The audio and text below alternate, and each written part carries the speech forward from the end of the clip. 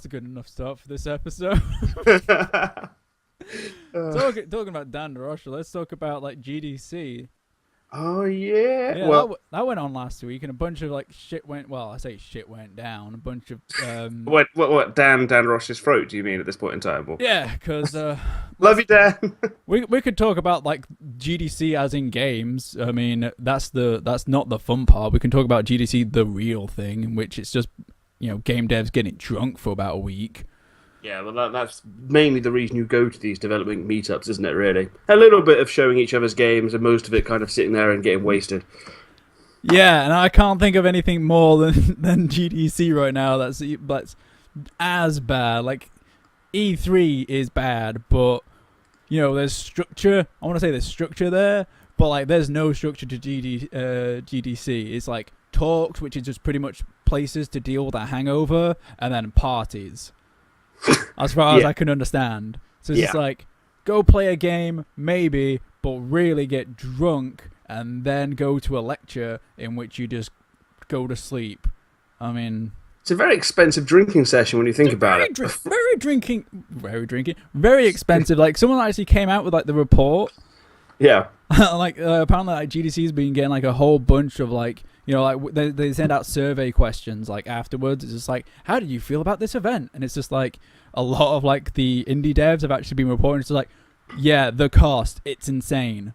Please, for the love of God, for indie like have a separate tier for indie developers to actually say, I'm an indie dev. Here's my indie dev studio. I can't afford this. Please, can I have a lower tier price so I can actually get in?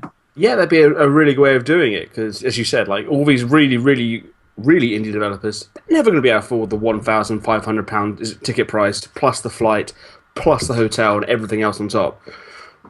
Yeah, it's nuts. I mean, like, I don't understand, like, how half of the people that, like, we know have actually managed to go. Like, I know how, like, certain ones do because it's, like, a third party would pay. Like, Xbox pays for a lot of people to go there. And I know, like, GDC do actually hand out, like, free tickets, but it's kind of nuts. Like, it's just like, why not?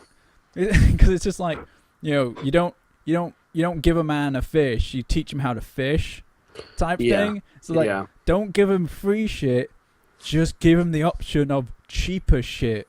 Exactly, because if you're gonna go, you're paying for the flights anyway, which is gonna be expensive. Yeah, like hotels and and plus it's held in like one of the the second. No, I think it's actually the first most expensive place to live in America. San Francisco is ludicrously expensive. Jeez, how much is like a beer over there? God knows, but just from like a real estate point, it's like insane. Like living in the center of San Francisco is more expensive than like living in the center of Manhattan. Jesus, and you have a high chance of being stabbed as well. Yeah, San Francisco surprisingly not fun anymore. No, it's going for a bit of a change, hasn't it, recently?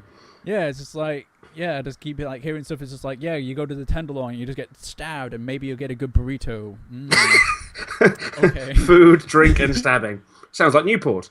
Yeah. But yeah, like, no, so let's go back on a bit of a positive note, because like a bunch of like stuff coming out was like the VR stuff. Yes, there was a massive push for it, wasn't there? Yeah, like. PlayStation announced their actual launch date, which is during October, and they did a price which is like $400 if I remember correctly, but it doesn't come with a camera, which is crucial for the thing to actually work. So how much is the camera on top of it then? Do you know at all? $60 last time I saw. So you need at least 460, which is still less than the Oculus by about £240 or so. Yeah, I think like Amazon's like doing a bundle on it, so like you can get it. So yeah, so it's like in pounds it's $350 for the kit, without the camera, without the controller, like without the move. Yeah, all the bits and bobs. Oh wait, no. But yeah, it's just like apparently like it's going to be it's obviously the most affordable, and it's like but it's not like the best. I think like the one that's coming out like sounding like being the best is like Valve's one. Oh yeah, is that with HTC, isn't it? Yeah, the HTC Vive sort of Vive version. One. Yeah, because it comes with like the room sensors. Yes. It's like it sounds incredible because it's like you set up the you set up the room sensors, and then you have like it's got its own designed controllers. So it's got not only can it'll sensor where you are, it'll sensor where you're like where the controllers are, and it can like move the landscape around you, and like you can actually move around. And like the best way that they've found to like actually navigate you across a world is to like create teleportation spots.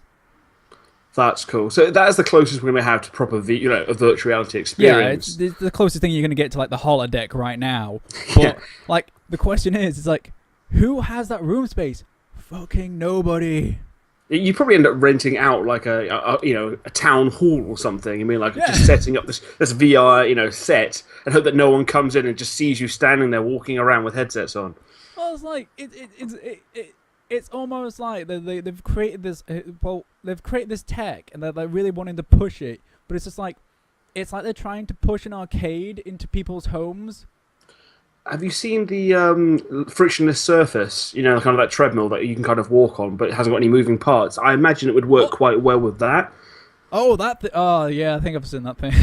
I can't remember what it's called, but it's. That technically is having a treadmill in your house. You definitely need the space, but at least that means you wouldn't need to walk around your own environment. You could kind of walk on the spot, and in the game, hopefully, it would recognise that you're moving around. I can imagine any barcade out there. Yeah. Could buy one and make a good amount of money off of it because they could at least get the space for it. Yeah, they have the space for it. Like maybe they'd have to corner it off, and maybe there can't be any alcohol near it because that thing does cost a shit ton of money. Yeah. Can you imagine that? I just built all over the frictionless surface, and now it doesn't work. And plus, it also has like the weird cable. Like it has like the weird like Matrix style like back of the neck cable plug-in. Like it has like this really awkward like. Throughout the whole entire design process, they somehow thought, like, yes, here's a real good design point. Put a massive, like, battery pack on the back of your neck that also has, like, the cable running out of it. So that is strange. I imagine maybe they had the Matrix in mind, though. Maybe they were like, I love the Matrix. Let's just plug the thing in the back. Everyone will know what that means. Yeah, I mean, everyone knows what it means, but what about, like, someone slips and, like, falls? And wraps it around their neck, and suddenly someone's doing strangle porn with VR. Yeah. Oh man. Have you not seen the pornography that's coming out on VR? No, I imagine it's terrible. No, apparently it's really good. What? You know how when like the first dev kits of like Oculus Rift were like drifting around and like horror games became like just like you could make the shittiest horror game just fantastic because of the immersion factor. Yeah. Right. So. Porn has learnt this and is doing just the same stuff. So it's just like POV camera shots, and it's just like, I'm a guy and I got a penis that's 10 times my size, and it's just like you got a girl and it's just like a camera, and it, you put like it's just that footage. So you just put that in like a VR setting. It's just like you just put on your VR and you start watching pornography, and it's like, whoa, crazy. Masturbation then becomes a very, very risky business. Yeah, especially if you're at home with a family. Also, I imagine in the future they'll probably have like gloves or something like a fleshlight, but with I don't know. You could get the oh god, have you heard of the Res suit that they've made? What? No. Yeah. So Res is coming out on PlayStation VR, right? Yeah. They've redone it and it's coming out on PlayStation VR. And to go along with this, as like a showcase feature thing. There's only one of this currently in the world, but it's like this basically like vibrator suit. Oh my god. You're like it's basically like a diving suit. You just slip it on and it's got a bunch of like sensor pads just running all over it. And it like hooks up into like the actual game, and it'll actually like register when you're doing stuff, so it'll actually give you feedback on your whole entire body. It's apparently weird as shit, and like the thing costs like crazy amounts of money. There's like only one in the world right now, and currently it's like chilling out in Japan. I think it's like in Tokyo right now, and they do like midnight shows of it. I'd imagine I'd quite like to watch that actually. I imagine it's a very interesting viewing experience watching Tokyo people put this suit on, and hopefully just playing Res. But by the sound of it, you could be doing many other things depending on what you could kind of play around with the software. it won't be long before you're getting, what's that movie? Demolition Man. Have you seen that at all? Yeah. There's the section, of course, where Stallone, for those who don't know, Stallone basically kind of hops into the future because he's cryogenically frozen, and he meets up with a girl when he's chasing Wesley Snipes, and he gets his rocks on, and he thinks, yeah, I've got lucky, let's have sex, the old conventional way, and she's like, no, no, no, we'll put headsets on, little gloves, and suddenly they're having virtual reality sex, and what's kind of disturbing is we're almost getting there. Yeah, we're not far off. 2 more years. That's it. Like, 2 more years. It's not even like deep. It's not even like, man, you'd have to get like so like it'd be like you need so much setup for it. It's like, no, not really. Just give it like a couple more years, and it's just like, well, I've got this PlayStation VR and I got this flashlight, and boom, magic's happening. Hey, at least it's safe sex, you know. Yeah, at least. That's how they're going to reduce childbirth. So yeah, so this is what GDC's turned into, just pornography and sex, booze, and rock and roll. Yeah. Oh man, because it's like, oh yeah, because like with GDC like happening, like so little has actually else happened. Well, again, the VR stuff. Actually, you did have LucasArts that have worked with the kind of the Valve's HTC headset to create the most immersive Star Wars experience you can possibly get with a lightsaber peripheral as well. I heard it's crap. Oh, I haven't actually heard much about it. But when I read it, one guy said he actually loved it. Oh, okay. That was the closest thing he was going to get. And I imagine if you're a massive Star Wars fan, just the idea of being able to kind of wave a peripheral around like you have a lightsaber would probably send you jizzing. But maybe for the average consumer, they might think it's a bit, not developed enough yet. But it's still a demo. It's still very much a work in progress. Yeah, I mean, because like the way I heard it, because Jeff Gersman from Giant Bomb had a go on it, and he basically like reported it's just like, yeah, as a tech demo, it's fantastic. It looks so immersive, like so looks really, really real. Because obviously, like they're just like doing like almost like footage type. Yeah, it looks stuff fantastic, like graphically wise. But it's just there's almost no interaction in it. There's almost you don't even need to move. Like, like it's on rails to like a large extent. So it's just like, oh, so nothing happens. It's like, oh, okay. So while that does sound cool, I like if out of the Star Wars VR stuff, like the Battlefront one, yeah, is the one that is going to be the most fun because at least I know that's attached to a game. At least I know that I can actually interact with it. As bad as that game actually is, at least I know I'm going to have fun with it. True that. Do you know if there's any extra features at all they've put in for it? Apart from being VR, but is there like an extra mode or an extra like campaign? Or is there a campaign? Or... yeah. Yeah, for VR only, we're going to put in this 20-hour campaign with CGI like cinematics. Hey, I'd probably be more interested then, I would be. Like the small snippets of like little video stuff they actually put in the game was actually really good, and like they could have made a killer story, but they just went, no, fuck it. We'll give that to Battlefield's PDI division. Yeah, I mean, I love Battlefield games, but and don't get me wrong, it does handle well and it does sound nice, but it's just so shallow as a game. It needs a lot more content, free content as well, not this paid DLC crap they're rolling out. Yeah, I remember when I got into the beta and played it, and that was like the big reveal to me of just like what the game actually was. But when I actually like read the reports of like them actually coming out and going like, it's a casual shooter, and I went, I'm out. As soon as a shooter says it's casual, basically means it's not balanced, it's not going to have good connection, and it's not going to be fun. And not a lot of support normally either as well. No. So it's just like, it's just a death nail. Like, I'm looking forward to like Overwatch.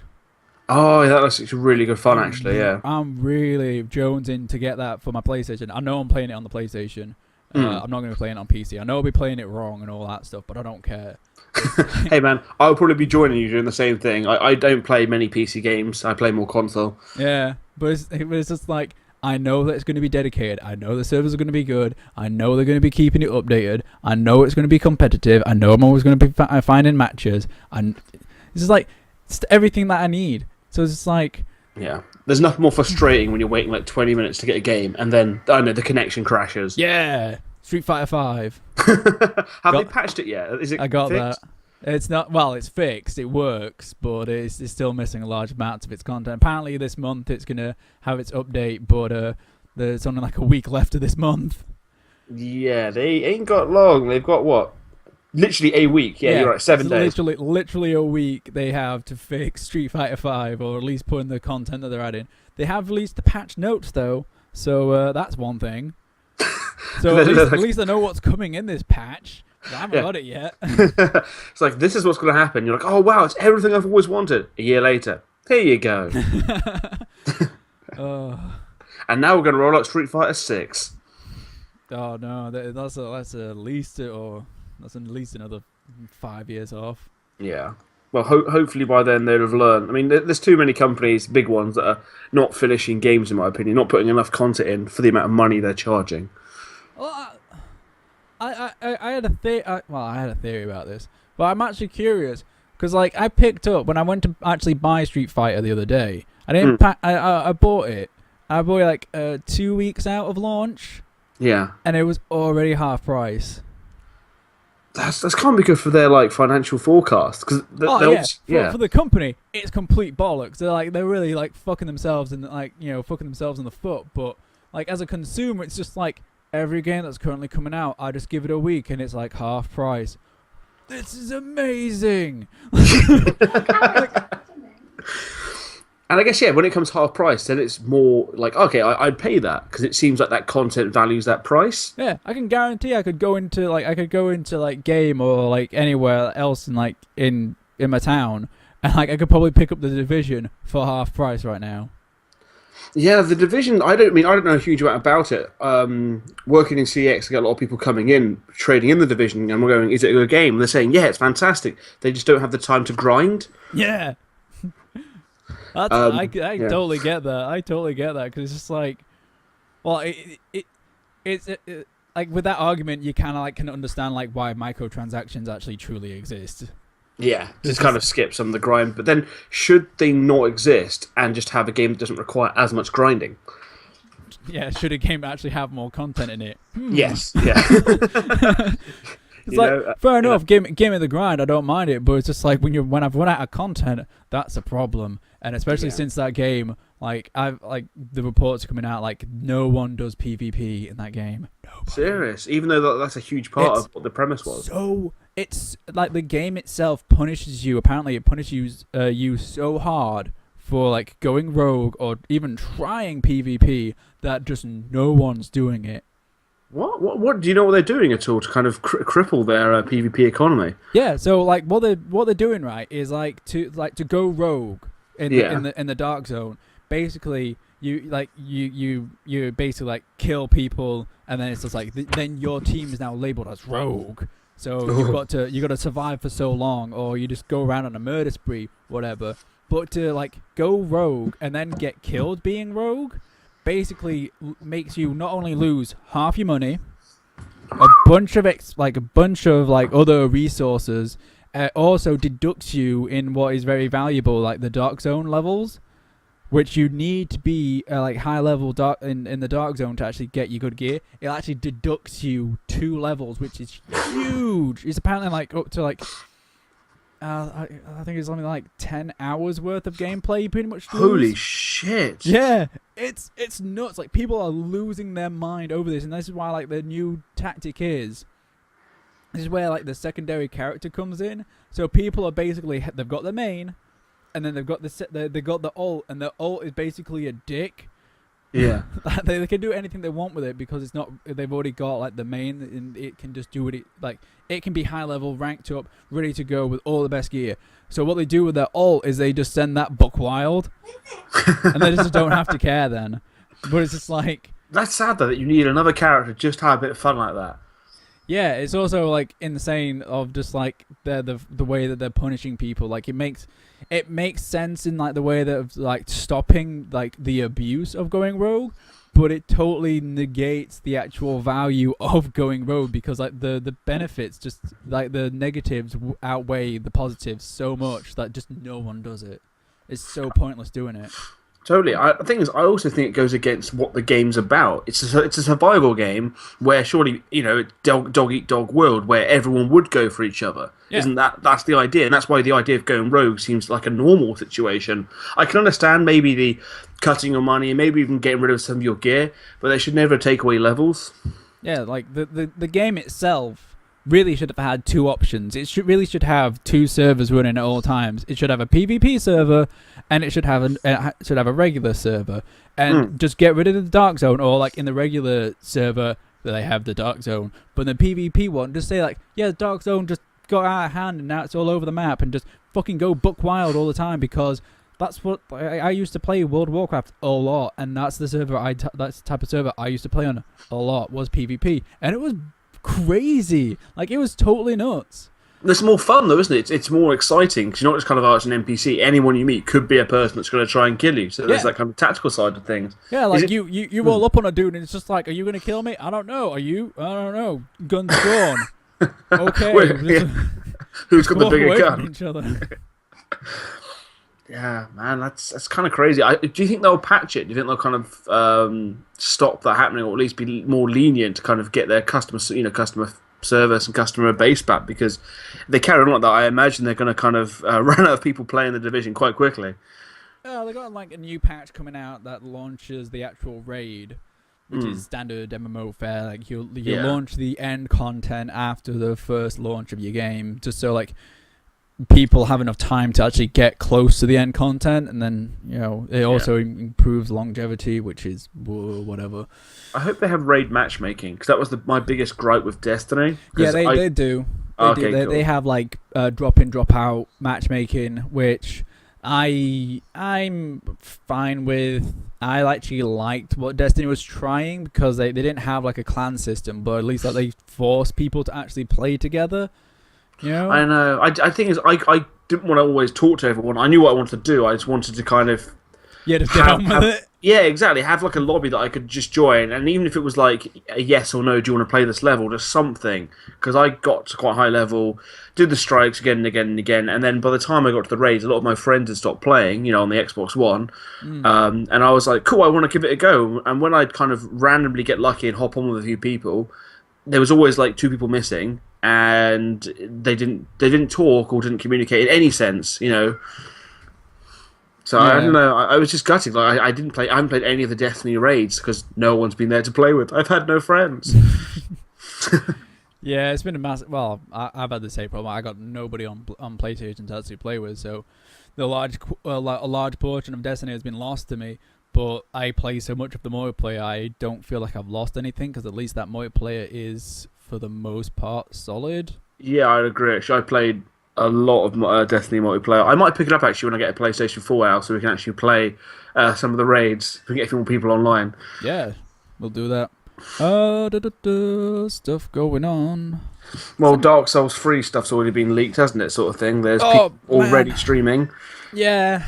I mean, like, Vahi's, like, YouTube sensation Vahi's has already done, like, his review of it. Oh, VarVidya, is that one? Yeah, like, people have already streaming it because, like, they've sent out early copies to certain people, to, like, certain, like, hardcore players. Yeah, I imagine Epic Name Bros probably got one as well. I love watching the Dark Souls stuff, so I've tried to keep up with kind of the main players. I've watched his, like, one of the guys I think it was VarVidya's review, which was like the first 15 hours, but he luckily didn't spoil much. He was just more about kind of telling you the differences. Yeah. But I think there's some people out there now are just kind of, I guess, unintentionally spoiling the game, which I'm trying to ignore as much as possible on it, because I can't wait to play the game. Yeah, it's like, well, again, it comes out at the end of this month, so that's not that long away. And yeah, I'm actually, I'm unsure. Like, I like Bloodborne. Like, the speed in Bloodborne was what I was wanting, and Dark Souls never had that level of speed. Like, it is faster. Looking at the way it plays, it is quicker than Dark Souls 1 and 2, but not as fast as Bloodborne. I know I'll be picking it up for my girlfriend, because she actually likes playing the Dark Souls games, so we will be getting it, so I will be actually having a go on it. But like there's another like Dark Souls-esque game that's already come out that I'm actually looking at trying, and that's Salt and Sanctuary. Ooh, I haven't actually seen much about that.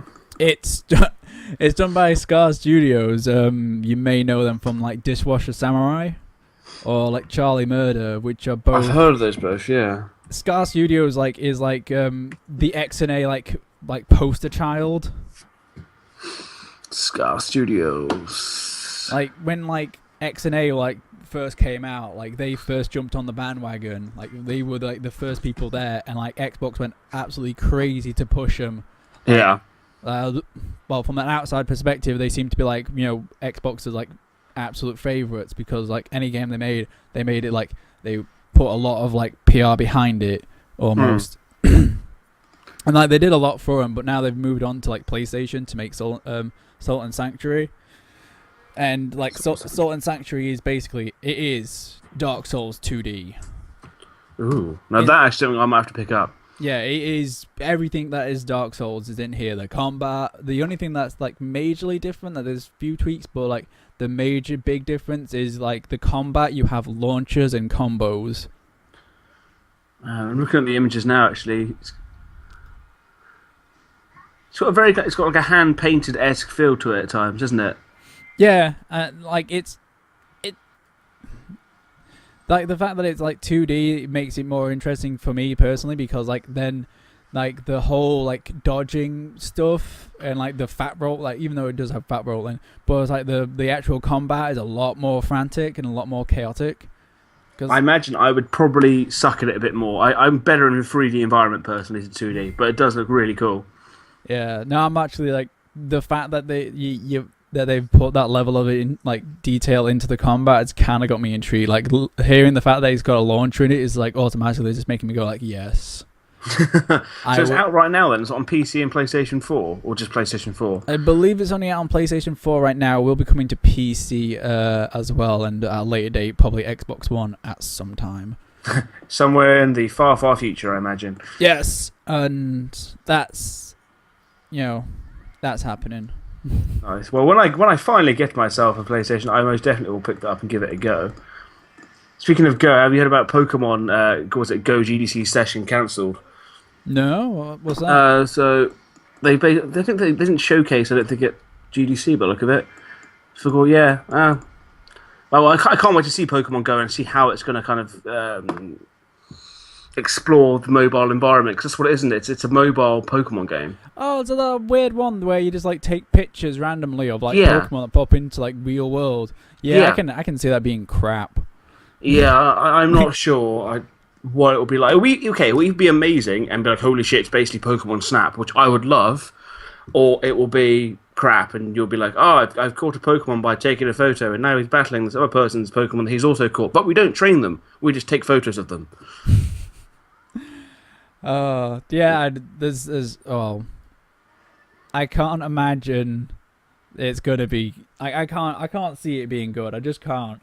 No. Like it'd be super cool. Like if it was just Snap in real world. That's the dream. That's what you want it to be. Yes. I would love that. And if it gave me like a score for how my photo looked just like Pokemon Snap and a leaderboard that I can compare with people online, I would pick that up and probably spend way too much money on microtransactions, because I imagine that's what it is. Like that'd be alright. And like if the microtransactions were like, I don't know, for aesthetics only, that'd be cool. Yeah, or even if it gave you 150 Pokemon and you paid, I don't know, $7.99 to get another 150 Pokemon. It's just like, oh, that's so bad though. Like unless I could pay for like only certain ones. Yeah. Like, I only want Slowbro. The only one. The only Pokemon I ever want to see, I'll pay money, is just Slowbro. There we go. Oh, my favorite coffin. Oh, I see. One of my favorites is Flygon. Yeah. I absolutely love him. Well, so I do love Rhydon. But yeah, like what just came? Yeah, the Pokken just came out. Yes. Oh man, I can't believe I haven't played that yet. I can't wait to pick it up. Yeah, you actually have a Wii U. How have you not played the only thing that's currently out for it right now? That is true. Yeah, there's not many release titles on the Wii. I was almost like, I was actually in CEX the other day, and actually just like in an hour, and it's like, I have the money, I could just buy it, and it's just like, no, just for one game alone, I cannot justify buying a whole entire a dead console. It's not dead, man. It's Well, so okay. dead. Okay. It's probably the last decent game, and if Zelda actually only stays on Wii U, because I guarantee it's going to also release on the NX. You know it is. Yeah, yeah. But it's got some great games. Honestly, there's enough to, I'd say, value the Wii U now. It's only taken 3 years, and the game's the console's ending its life cycle, but it is now worth it. Yeah. I can't deny like the Wii U definitely has some like real winners on it, but man, did they just give up on that in like the quickest way possible. It's just like, oh, it's out, no one wants it. Well, we'll just watch it die slowly in the corner, I suppose. They DS, right? Mm-hmm. Oh well, they gave up on one thing quicker than the Wii U. Can you guess what that is? Game. Well, there's the Virtual Boy. No, you pretty much had to do the new 3DS. Have they released any other game? There's Xenoblade Chronicles X, and I think one more, and that is it. There is no other official game for it. Oh man. Well, I'm fascinated by Nintendo because I'm not a Nintendo fanboy. I've never owned until the DS. Like I owned a Game Boy, but I don't even count that because I only played Pokemon on it. But like a console that I played a lot of games on was the DS, and that's the first actual thing I ever bought of Nintendo's. I've loved Nintendo. I think my first console was an N64. Yeah, I'm a PlayStation. I grew up with PlayStation. That was my thing. It was Sega at a friend's house, PlayStation at mine. That's my lineage. That's nice. What playing Streets of Rage. That was my jam. That was my original pixel-based game when I was growing up. But after that, it's all PlayStation. It's all polygons afterwards. So it's just like when people talk about like Zelda and Mario, and just I don't have that like long love for it. So it's just like seeing a company completely just flop and die like some like weird beached whale is just absolutely fascinating for me, because it's like watching like fans just go like, oh my god, we gotta save Nintendo, this $1 billion worth company, we gotta save it somehow. It's like they're gonna be fine. Saving. Yeah, they don't need saving. They've made a profit on every Wii sold. They're making a profit just on selling plastic right now. Like the Amiibos has apparently just like made them just enough money to even like just cover the fact that like the Wii U is a giant garbage fire right now. I wonder what the attachment rate is for Amiibos, because everyone I know, everyone who has a Wii U has an Amiibo. I have 4 Amiibos. Yeah, like you can't help not even have one. Like I'm pretty sure I own one, and I've never even gone near one. I probably got one somewhere around the house, but it's just like you've also got to consider the fact of like, well, one, it's just like they're like somewhat like rare as rock and or shit, and as soon as like they get their head around like making secondary runs on like certain like models, it's just like that's it, that's game over. They've cracked the code type thing. As soon as they realize that they can make a second run on like a bunch of like rare Amiibos, that's it. Yeah, everyone will pick them up, and people are already buying them in packs of like 10, aren't they? Collectors are buying bulk and then waiting, and they're already kind of jumping up in price. Yeah, I think some of them have like worth 50, 60 quid now. Yeah, it's just like that guy who bought like a whole entire crate's worth just because he hated that one character. That made no sense to me, right?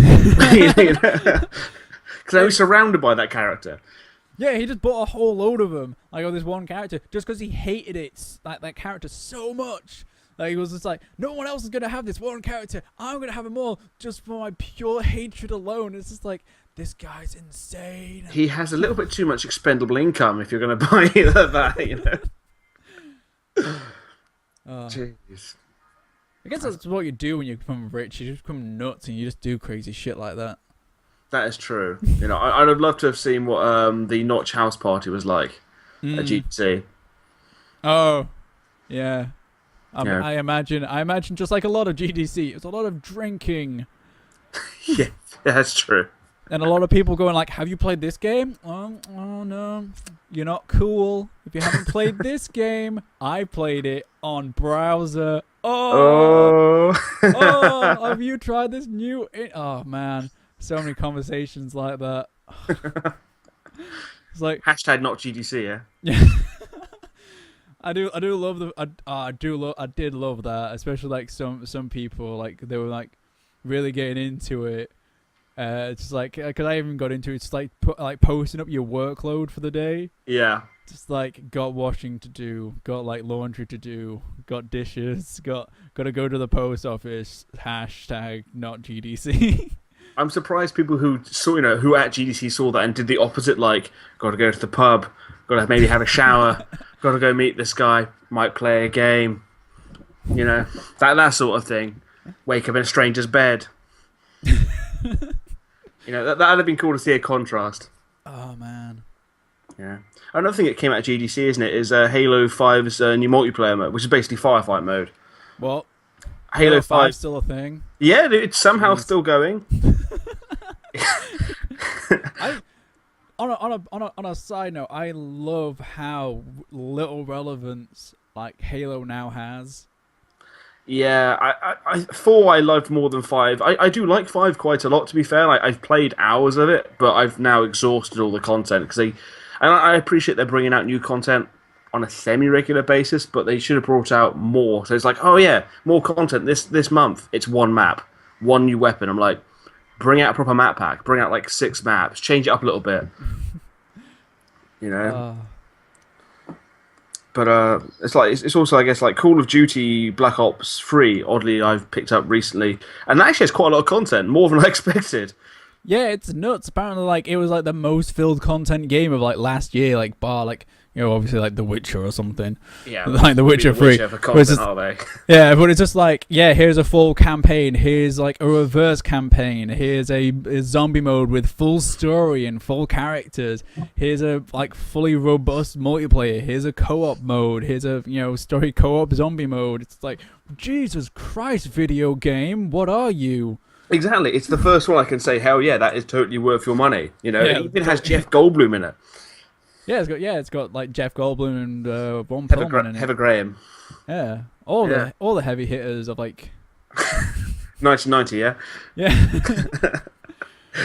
But yeah, you're right. It's just like the zombie mode is really good fun. The multiplayer, of course, is Call of Duty multiplayer, and then it has everything else, like the bonus modes, like Dead Ops 2, and you're right. There's even like a parkour mode. What? Really? It's like a thing called free run, where literally all you're doing, I haven't even played it, but it looks like you're just running on surfaces for a time to beat. Oh yeah, because it has the wall jump. Yeah, it has like the wall run thing. Titanfall. Oh god. Oh Jesus. Titanfall. That's a bad game. That's not a bad game, man. Such a bad game. I love Titanfall. I bummed that so hard. I couldn't get what people liked about Titanfall because I was like playing it. It's just like, this just feels like a bad Call of Duty. Like the guns just feel a little bit off, and like things just don't work the way I want it to, and like there's bots running around, and like I get to call down a thing that's like twice as slow as the way I run, and like hits like a mule, but like it's so easy to like dodge, and it's just like, why am I ever wanting it? Like I only use the Titan as like a backup buddy.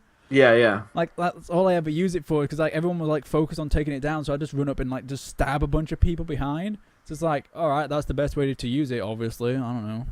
Yeah, I don't know. I absolutely loved it, and it was before. I think it was before Advanced Warfare. Yeah, it was before Advanced Warfare. So, at the time it had the best movement, and it did the wall running really well.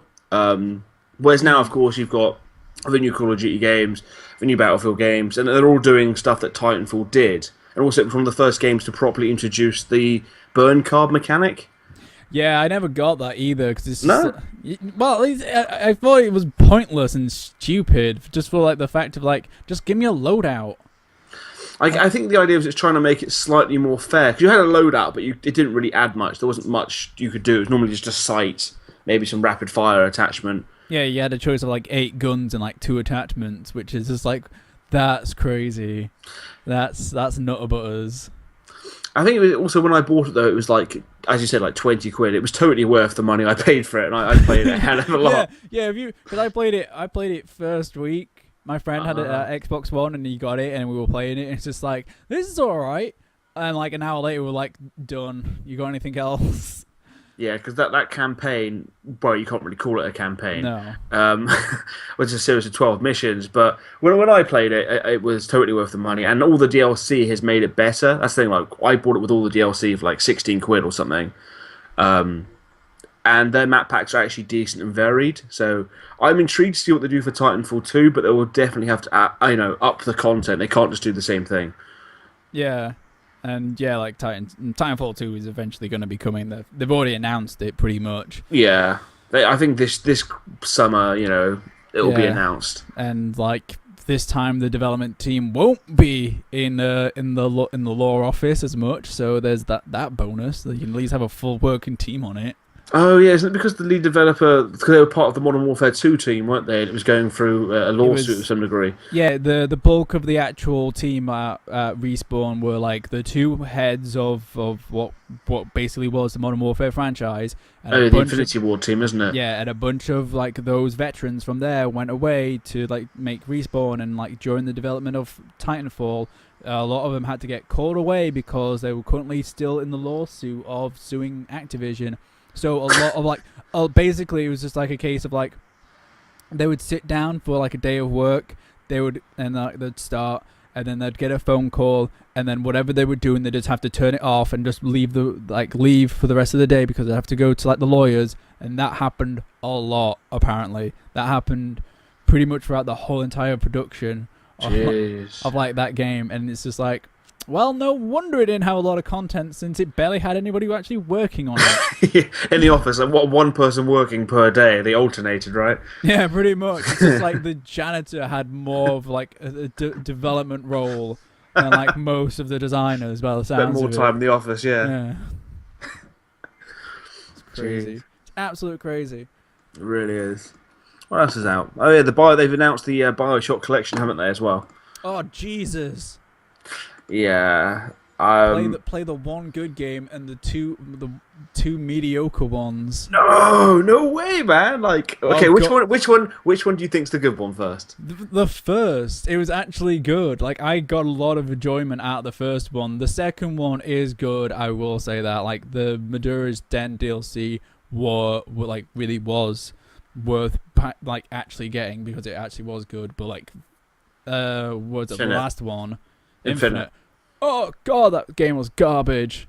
Oh, see, I disagree. My favourite one is the first one. Yeah, we can both agree the first one is by far the best. That's one of my all-time favourite games. And then the second one is still good, but it was better than the first one normally in the combat, but nowhere near as good in the way it told the story and even what the story was. I really liked the third one. I liked the companionship you got with Elizabeth. I didn't like the fact that you couldn't go back to certain areas. But I generally loved it. I loved the movement on the rails. Yeah. You know? What didn't you like about it?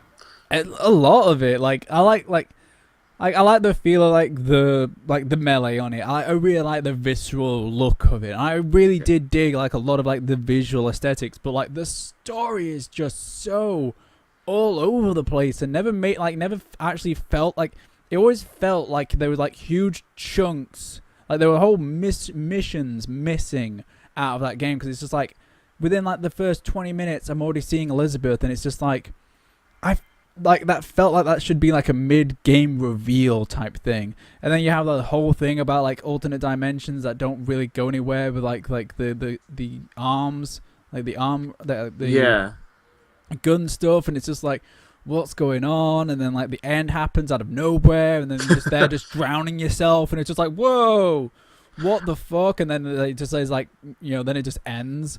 I was like, huh. I personally think it made sense, but it was definitely convoluted. And when you see the original idea for it, like they actually kind of like had Paris and stuff that you could go to, you could definitely tell you're right. They stripped some of the content down, and that probably did cause an issue with telling the story. Yeah, and like I know for like, because they actually came out and said this, that like that script didn't actually get finished. Like, they kept a fluid writing staff. So like that script never actually got finished until at the very end. Oh yeah. So like for the whole entire like development of this game, which was like insanely long, like there was still like dramatic changes in like actual like storytelling. So like it never had like a solid structure to actually build an actual world on. Yeah, like, the sounds of it, it's just like, oh, okay, so So like I can just imagine like the level designer just so they're just going like, so what am I building? I don't know. We haven't even decided what the character's name is yet. It's Jeff this week. It's John the next. It's like, okay. I think I know it took them a long time to get the movement right. You know, 'cause when they originally announced it and you saw the video, how fluid it was moving on the rails, and we were like, oh my god! But of course, that was just a pre-rendered cutscene, and then they spent ages trying to actually make that work because for a long time it wasn't doing anything. Nope, fuck it. They almost got it perfect. They almost got it how it wasn't in the kind of cutscene. It was a lot better than I think than it was like a year before its release. You know, kind of release was going to be, but. I still absolutely love it. I love the kind of the world of it. You know, the idea of a city in the sky that's not been done too often, especially not that kind of artistic sense and not the style they did. It just felt like he was like, because like I don't know, you played like Rapture and like there was so much there. Like, yeah, Rapture was very well thought out. Like you had so much and you could see everything and everything was going on and like, you know, like what is it? What is it called? The city in the sky. What's it actually called? Columbus. Yeah, you're there. Columbia. Sorry. Columbia. Yeah, Columbia, and it's just like right. And if it had this in the game, I would give it way more praise. Like if it had an actual beginning where you had to like have the bit at the very beginning with like the fair enough, but give you a whole entire section in which you've got to work with like a sector, like the sector of a group. To actually infiltrate to get to Elizabeth instead of just happen, you know, just bumbling in there like you do in the actual game. Like give you time to actually know the world, go to places, get intel, get information, do deeds, get a good base of the world to actually make a like good run at the tower before actually just getting there. You know, like, yeah, I will totally agree on that. Actually, it would be much more interesting if they had as you said, flushed it out, so you've got to experience it more. Yeah, because like, I think it was harder though because it was a very open space. So when you're underground, you know, under the water, under the sea, everything's static, and there was like no people.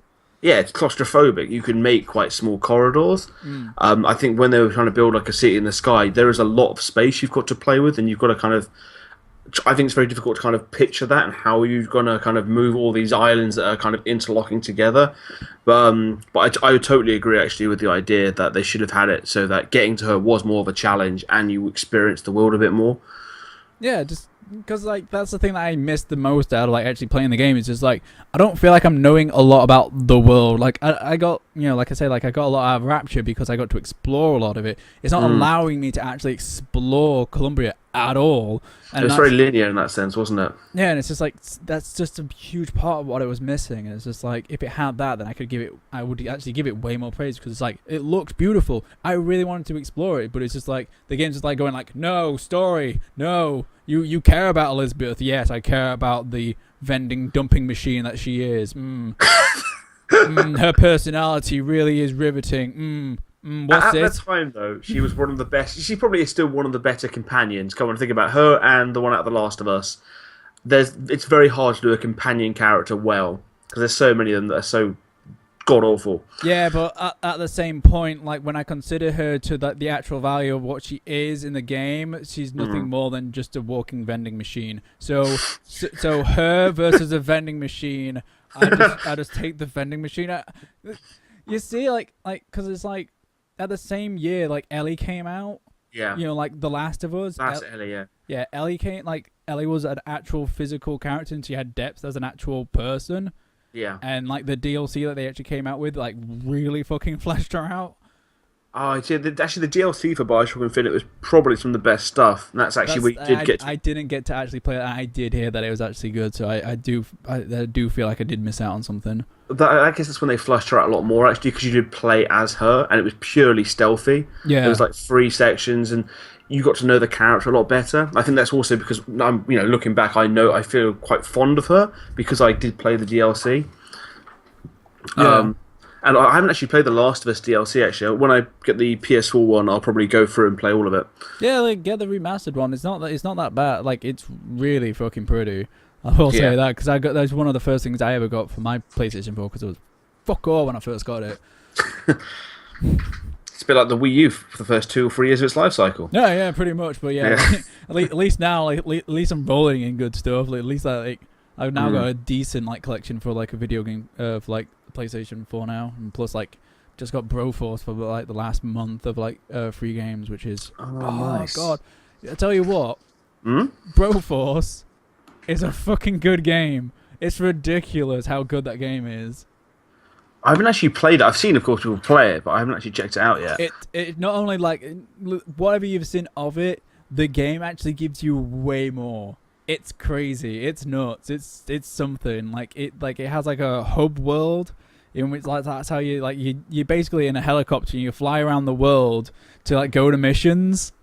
Nice. And it's in voxel graphics. Like it's in voxels. It's voxels. Yeah. It's awesome. It's so good, and like it's got right now it currently has a really weird bug if you go co-op, which is you jump in, because I'm playing it with my girlfriend. Me and her are like jumping in, and like 2 seconds into you jumping into the actual level, it will freeze. Like, it will freeze? Yeah, like the game won't respond to any commands for like a second. It's crazy. It's nuts. It's like the weirdest thing, but like we both realized this, so we both had this routine in which like we'd jump out like the back of the caravan, or we'd jump out like of the flag where like we needed to respawn, and we'd just dump. Like we'd just be holding like the shoot button, and then like it'd stop, and when it restarted again, that's when we knew we could actually play the game properly. It's a weird glitch, and I hope they actually fix it. But like the rest of the game is actually really solid, and like there's some of the stuff that it's starting to go towards, like actually playing the campaign. It's just like you go to hell. You go to nice. Yeah. You actually, it's just like you've now solved all the world's problems, but there's a new problem: hell's rising. It's just like fuck yeah, let's go. That totally works actually with the kind of super macho that the whole game exudes. But yeah, that's I'm having way too much fun playing that. Man, I just want to play games now. Also, we call it there. Like Yeah, sounds good, man. Sounds good. Yeah. All right. Well, covered all the latest news and all the rest of it. All right. Let's say goodbye. Goodbye. Bye. All right. Sweet.